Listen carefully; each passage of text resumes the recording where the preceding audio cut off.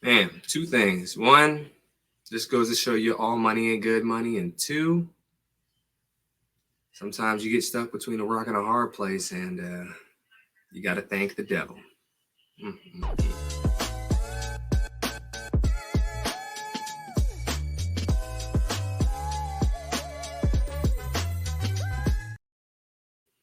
Welcome back, y'all, to the DeAndre Way. Thank you for coming and joining me on this review of Dirty Pop, the new Netflix documentary surrounding Lou Pearlman and his formation creation of the Backstreet Boys and NSYNC, as well as some other groups that we'll get into.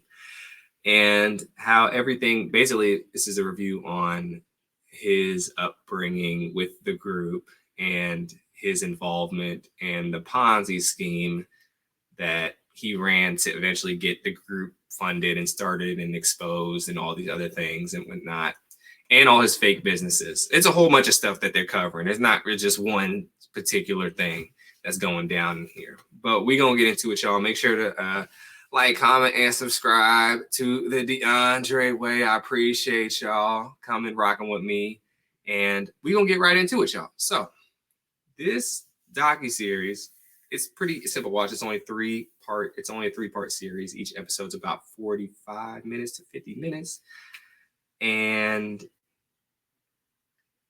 it was interesting, to say the least. Now, I was expecting just, they're talking about NSYNC and the Backstreet Boys, of course, more so Justin Timberlake.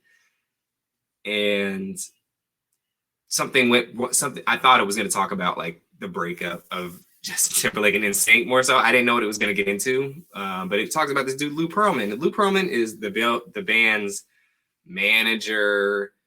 He created the group, aka even their sixth member. He put himself in the contract as that big old chunky fat dude. And he's never could dance or sing in his life, I'm sure. And this pop group that he started wasn't his first venture. I believe he had a fake, his first real venture maybe, but he had a fake airline company that he had that looked legit. I thought it was legit. I was like, I've never heard of that before, but maybe it was something back in the day, but fake. He had other businesses that were fake and whatnot, all to he's pretty much one of the originators of the How to Be Successful course. And he's just teaching people on how to be successful.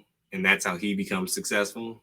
You know what I mean? Pyramid scheme, Ponzi scheme, kind of all wrapped into one. And he was able to, sounds like a good talker, essentially, to where he's able to schmooze people into doing what he wants. And that's how he's able to get the money. Now, we didn't get too in depth with his family's upbringing and the money per sorts. Like, we found out that he's like an awkward kid growing up and whatnot. They didn't divulge too deep into his childhood, college, high school years growing up. We just kind of just got his beginnings, his about his mom and dad a little bit, and then boom, like, he's managing the band. But one of the biggest things that I must get out the way first is the whole AI rendering thing of Lou Pearlman. Now, Lou Pearlman has passed, and they eventually decided to use this AI rendering of him to where it's using his voice, his likeness, his image. It looks just like him. It sounds like him, I'm sure. And it's just kind of creepy a little bit to see this dude like back to life, essentially, and narrating this story. I was just confused because they're painting him to be the bad guy, which he is, but he's the narrator. And so I always say on every podcast I've done, when it comes to these documentaries, I like to hear both sides of the story. This wasn't really what I was talking about. This wasn't the both sides of the story I was thinking of, just because it wasn't real. I know they're trying to make it realistic, but it just kept throwing me off a little bit because, like, he kept saying, oh, this is why I did this, and then this is why I did that. Like, he wrote a memoir about all the things that he did, which aren't even his words. They're not, so it kind of just takes away a lot. Now, I don't approve of some people just making things up about him, like when they're like, "Oh, we don't know if he dated guys or girls, or he was asexual." Like, y'all literally just making stuff up. And the whole like he might have been a pedophile thing, that was stupid to me because they're literally just making stuff up when you have 1 second somebody saying, "Well, he's never done anything. He never showed any signs of, being a predator," and then someone goes and says, "Well, was very touchy feely and he touched my back." I'm like, yo, can we cut the crap?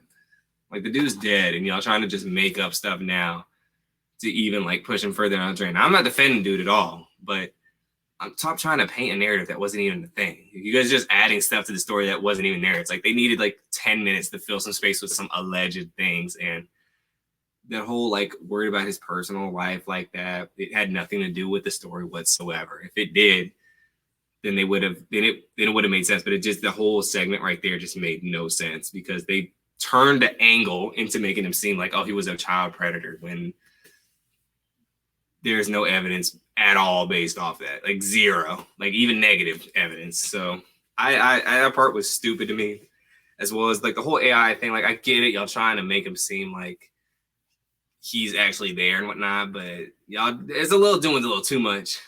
AI starting to scare me a little bit because it looked pretty real, but it was just distracting. Anywho, we get started on documentary with New Kids on the Block were the first. He said that New Kids on the Block were the first to lease his planes, so he made up the whole plane scheme. This dude, I'll get into Lou first. This dude is a clown. He is the con artist in his finest form, in his final form too, in his widest form. And he just seems like a dude who really just wants to be accepted with a group and some people who like him for who he is. Fortunately, you look at dude and he's not the most appealing person to want to be around unless he has something to offer. Now, I know some people like this to where they just don't really garner much. That's the way I could put this. They don't really garner much attention to be pushed towards them and people wanting to be around them, and good in vibes like that, just natural, unless they have something to offer. We all know somebody like that. Unless you got something to give me, then people don't really hang out with him that much. And he seems like that kind of guy. He could throw money people's way and opportunity, and that's why people liked him and treated him with respect. But if he didn't have those things, this dude probably wouldn't have anybody to talk to. And so I feel like he knew that, and he relished in that, and that's why he kind of kept up the Ponzi scheme and whatnot. I wish they divulged in that because it was kind of simple. This dude probably wasn't well liked and well revered, and wasn't really much wanted. Part of, because of his physical appearance. I mean, he's 300 plus pounds, like kind of a creepy looking dude, but you have all these things to offer, and maybe that was supplementing a void that he had in doing all these things in order to get people to be around him. So that makes more sense than some of the claims they were making. Like, I mean, they didn't even make any claims on why he did it. Like, they're like, why did he do it? Why did he do it? Well, that seems to probably be a big why. The money, sure, like he had a ton of money, could do whatever he wanted, but he didn't seem like a type of dude to relish in like going on the best vacations or going on the biggest yacht. Like, he liked nice things, sure, but it didn't seem like that was his motivating force. His motivating force seemed to be he wanted to be the catalyst and the one people ran to when they needed something. There was an interesting quote in there saying, he always just said, call me if you need anything. And even one of the guys in one of the bands, I can't remember who it was, he's like, well, if I knew once Lou was there and my car broke down, I could just call him and he would help me take care of it because he said he would help me. I think he just wants to be that guy, but he got in so deep so early with the schemes that he couldn't get out, and he didn't have no legit money. So he just had to keep going and going. And by that time it was too late, because if somebody calls him and say, I need help, and he can't help him, they're like, oh, forget this dude. He can't do nothing. I'm not even going to give him a chance. So that's why I feel about him.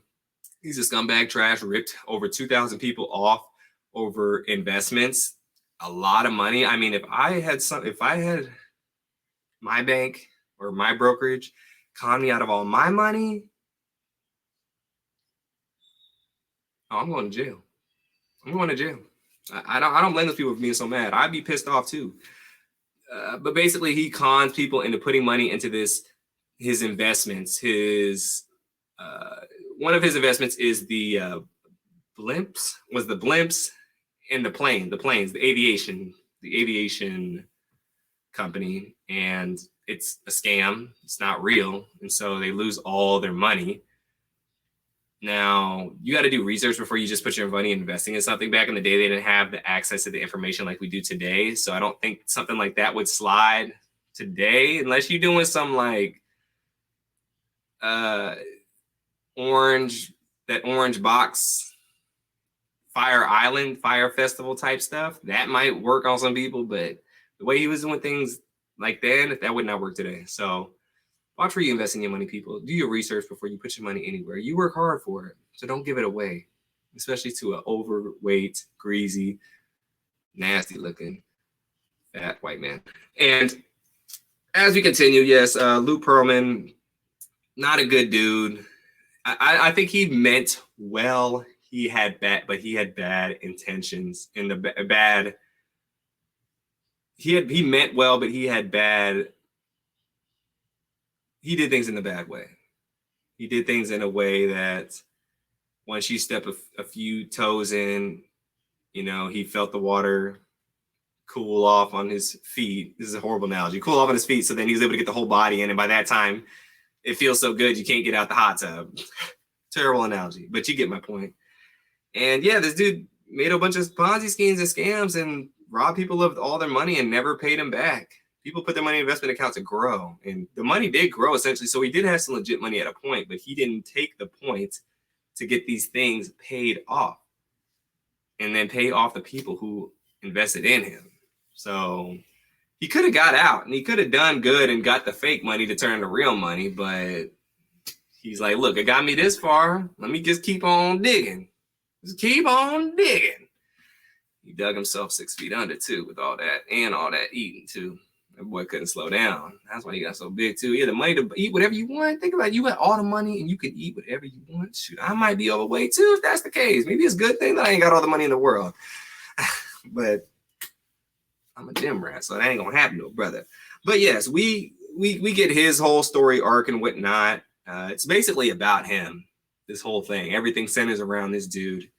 We meet first AJ McLean. He's a commentator of this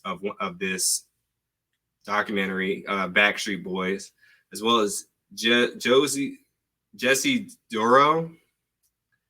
And the beginning of the show shows an introduction to the Backstreet Boys. So they entered the scene in like 1993. They became a group. I didn't know the Backstreet Boys started that early. I thought it was like late 90s, but that's when they became popular in the States. See, I like Backstreet Boys and NSYNC.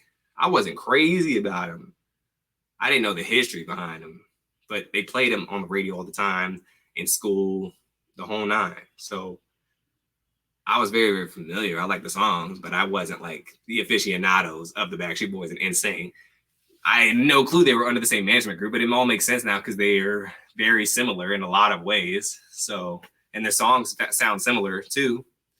It's just one got Justin Timberlake and the other don't.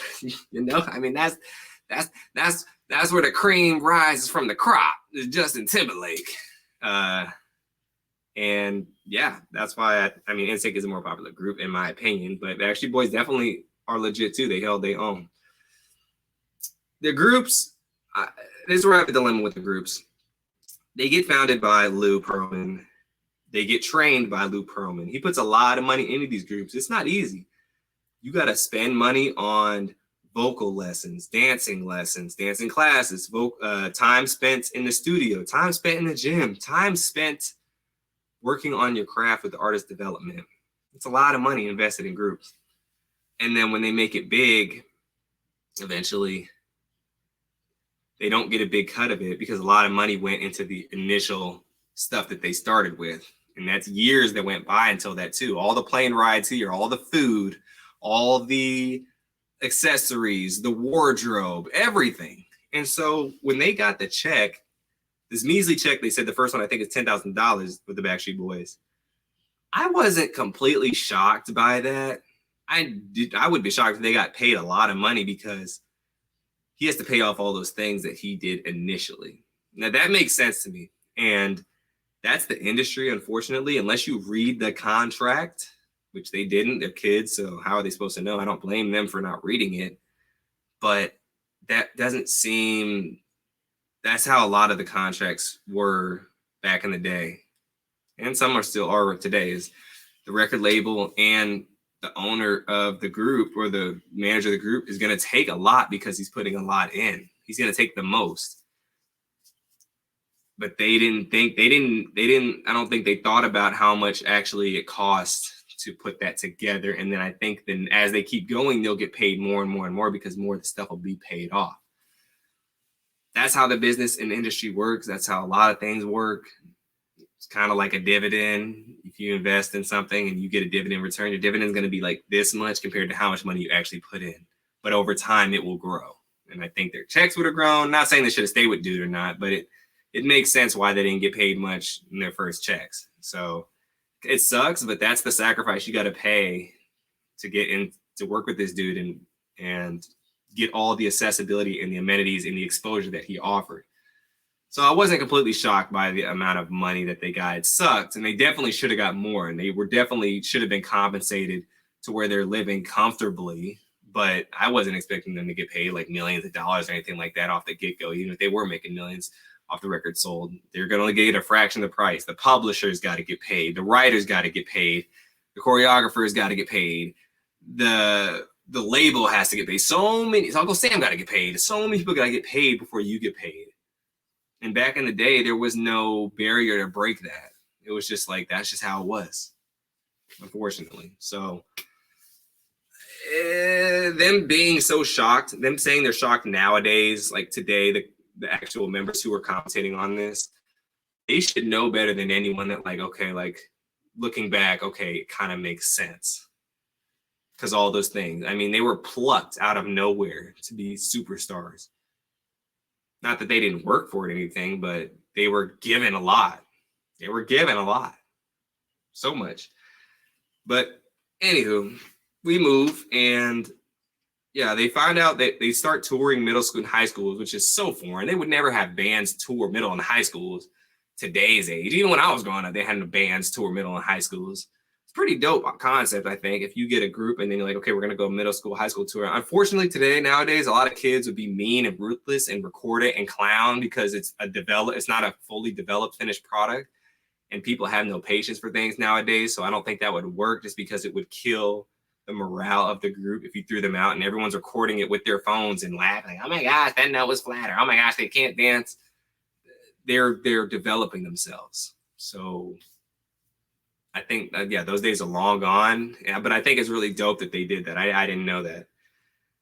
They apparently Backstreet Boys became super big in Germany. Didn't know that either. They were super popular, #1 in the charts. Everyone loved them. Kind of similar thing happened to Donna Summer. She was really popular in Europe first, and then the States later. They just had that sound, and that's great too. Because then you don't want me in the States. I'm gonna pop off in Germany. Heiden, but however you say the words. And yeah, that was dope too. I think I think they should have came home, of course, but pumping out that European market, that was lit. And then again, the flights over there ain't cheap. You got 5 members and everybody else that has to accompany them too. That's a lot of money. That's a lot of money.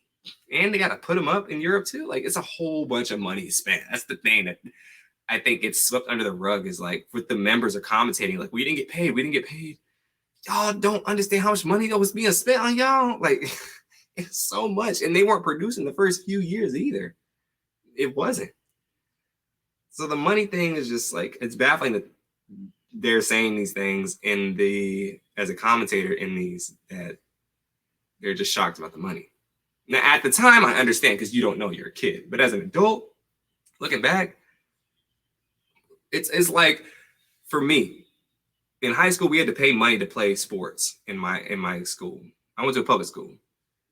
I was like, why do we got to pay $300 to play football? That's a lot of money. Well, looking back at all the things that they have to pay for, and it's a public school, it makes sense. But at the time, I didn't understand. Like, oh, $300 to play football? That's crazy. You got to pay to play?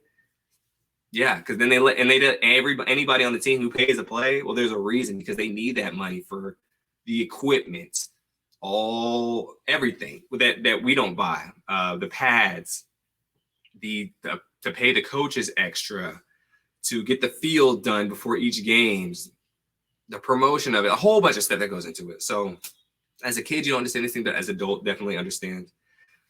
Lou Pearlman also created the group O-Town, LFO, Aaron Carter, Take 5, Brooke Hogan, B44, in a sense, who had Britney Spears in it, and Natural. Some of these I've heard of, some of these I ain't. I've heard of Aaron Carter, Brooke Hogan, Britney Spears. And I heard of one of the LFO songs. But yeah, he was bringing everybody up. Like, let's go, y'all. Like, let's get it popping. He ain't had no brothers and sisters to bring up, which is unfortunate. But I mean, look, they didn't get caught up in the mess. But all these people who he brought up, well, some of the people that I know of, like besides Brooke Hogan, I mean, Aaron Carter, poor thing, he's a mess. Britney Spears, mess. So a lot of the damage they have as an adult, they had growing up. I think Aaron Carter passed away sadly too. Rest in peace to that man. But yeah, he was doing his thing with these groups, and he had a formula that was working. So if you just sacrifice a lot the first few years and then move on after, you'd have been all right. But it takes a toll doing all these things, and the entertainment industry takes a mental toll as well, and that's the biggest thing. I didn't even know when the cool fact is he even got Michael Jackson and the Jackson 5 back together the day before 9/11. I never even knew that happened. And then, obviously 9/11 happens and everything changes, and they got a plane out that same day, the same day or day after, because he knew he knew the president, and the president was like, all right. Well, the 90s, early 2000s was a different time. Pre-social media, it's a completely different world, because you could get away with a lot of things that you definitely couldn't get away with now. I mean, wow, getting a plane out during that time, I gave him his props. That dude's a G for that. That was a G move. He said, we getting out. I don't care what we doing. He had all the power in the world. And he always said, the kids kept saying they made him perform in front of people. They made him perform in front of people. That's a good thing. They were saying that like it was a bad thing. Oh, we had to perform in front of investors. We had to just sing. Well, yeah, he's getting y'all this money. Now, they didn't, like I said, a lot of these things they're speaking in today's terms, like they didn't understand. They don't understand nowadays why he was making them do those things. Like some of them seem kind of saying it in a confused way. Like, oh, like he made us perform like in front of all these people. And every time somebody said he just made us sing. Because he needs to get that money from these investors. These are strong, powerful, important people that say they like what they hear. Man, that group's great. I hope you keep doing it, man. Here's 100,000. Just keep going. I support what you're doing. Boom. Now, he didn't pay y'all the money, which is a problem. But the fact that he made y'all do it, it was 1, practice, 2, exposure, and 3, future endeavors and favors could be paid to you down the line. So that part is pretty dope. Now, it kind of would be annoying to be in the group and be like, I got to sing at this dinner we're supposed to just be chilling at. You don't get that as a kid. And I feel like if he would have sat down and explained these things, then things would have been a lot smoother on his end. But he's just trying to be secretive, I guess, and doing God knows what with the excess money. And he didn't want to admit it. But that's just how it was, But I get it. Singing in front of all these people, it helps. That's what Destiny's Child did. They sang in their salon. That's what the Jackson 5 did. They sang all over the place. The Temptations, they sang out on the street. A lot of groups have done that. They were moaning and complaining that they had to do it in front of actual people who had power. These other groups that I mentioned were doing it in front of people who didn't have no power and money and influence. They did. So I don't know why that wasn't 1 + 1 = 2, but it wasn't.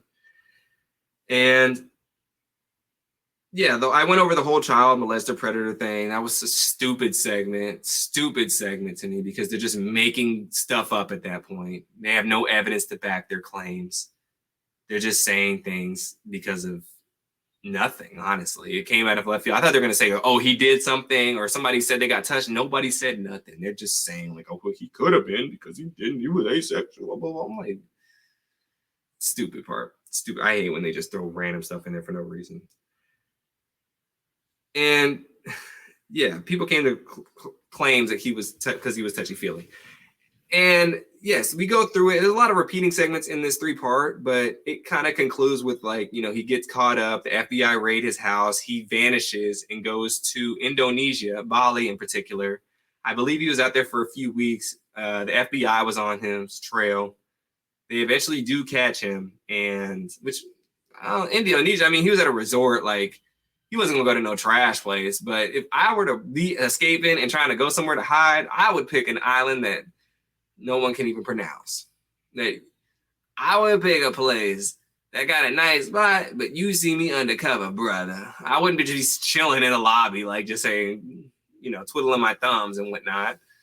He was just sitting there. They had the picture, dude, just out in plain sight. I guess he thought he was out the country, so he was good, but he knew the FBI raided his place. He knew it was popping. If that's the case, you gotta disappear completely. Evaporate. He big though, so I don't know if he could do that much disappear. Somebody gonna spot him, his big self somewhere. So easier said than done for this man right here. But they caught him up, arrested him. They only gave him 25 years, and they said if you pay $1 million, every $1 million you pay back will take off a month. So by that math, 12 times 25. What's 12 times 25? 12 times 25 is $300 million he needed to pay back. And you ain't got to serve a day in jail. That's a lot of money. But he made the money. But apparently he buried the money somewhere in an island or did something with it, which will someday, I'm sure, be found. Someday. Maybe it's already been found, but nobody said anything. Maybe he gave the money away to the locals. I don't know what he did with the money. I have no clue why he wouldn't give it to someone he truly cares about. Maybe because then they'd be an accomplice and they can't accept the money. But yeah, this dude, he went AWOL and he took off. They got him, put him back in jail. He eventually died in jail. Not surprising. That's not the type of dude that can survive in jail per se. And with his weight and health, that definitely wasn't going to happen. So that was the end of his tale. But then, they keep harping on like what he did. He helped them a lot, because if without him, to be honest, none of them would even be popping like they are. So it's kind of a weird road to be in with this dude. Like, dang, like he sucked and he did these horrible things to these other people and he something them. I can't think of the word. He stole from them. But in return, these people in these Backstreet Boys, NSYNC, etc., they were able to become a prominence and build prominence and a social status and make a name for themselves because of that. So without him, we wouldn't have all the stuff that we know today from NSYNC, Backstreet Boys, etc. I don't know. At the end, I didn't really know how to feel about it. I mean, the story itself it's an interesting one. It's like kind of like similar to P. Diddy stuff. You brought so much to the music landscape of things, but you did all these bad things, and we don't know how to feel. Same with kind of like R. Kelly. You brought amazing music and vibes to the culture, but you did these other things. I don't know how to feel. It's kind of how I feel with this dude. Like I said, I like NSYNC and Backstreet Boys, but now that I hear their stuff, it's this dude Lou Pearlman is the roots of all that. So how do we cope with that? How do we go with that? Now, how I go with that, look, the music, I can separate the music. Music is music. I was still thinking about it to an extent, whatever, when I listened to it, but I can't exile. Every artist has done something, and I can't exile everything from my life for music. With that being said, I won't forget about the action and how we got here. And I'm not going to be thankful for the heinous acts of one just because they brought some music. But there's a weird middle ground that people have to find. A weird middle ground, because you love the music, but the person behind it is, not that lovable. I just say everyone needs to find a middle ground with that. There's no right or wrong answer in that space. Because if you don't listen to the band now in NSYNC or Backstreet Boys, they won't get paid. They don't make any money off the music anyways. The name loses relevance and they lose all their popularity, and then they're back to like not having anything, and then you cause them to suffer because you're punishing this dude. Hard situation to be put in, but just put things in relevance. It's not all black and white. It's gray area, and if you're able to accept what it is, you can listen to the music and go on with yourself. But if you just can't, then oh well. But you're also affecting other things and people who had non-bad intentions in the process. The documentary itself was all right. I'd give this whole thing about with the AI, I just threw it off, 6.5. 6.5. Quality story. Actually, I'll say 7. Quality story. It was a little drawn out. They could have done 2 episodes. They could have done 2. I think it would have been great to get Justin Timberlake on. Good luck. I know they're easier said than done. But this story, I mean, it just went on a little longer than what it should have. They were repeating the same points a lot. They were expanding on things that weren't true. They were over-exaggerating a few things here and there and whatnot, and kind of showing the same footage sometimes too, per se. But overall, it's a great learning documentary and understanding about the origins of Backstreet Boys and NSYNC, how they had to get to where they needed to get to, and the man that ran the ship. So that's how I think of the film, the documentary per se. Check it out yourself. Tell me what you guys think. I would tell someone to watch it if they like Backstreet Boys or NSYNC. It's a good insight to their upbringings and whatnot. But if you're not a fan of them too, then you could skip it. But anywho, y'all, thank you for joining me for this recap of Dirty Pop. It's on Netflix, just came out, so check it out. Let me know what you think in the comments, y'all. Until then, peace, blessings, and have a wonderful rest of your day.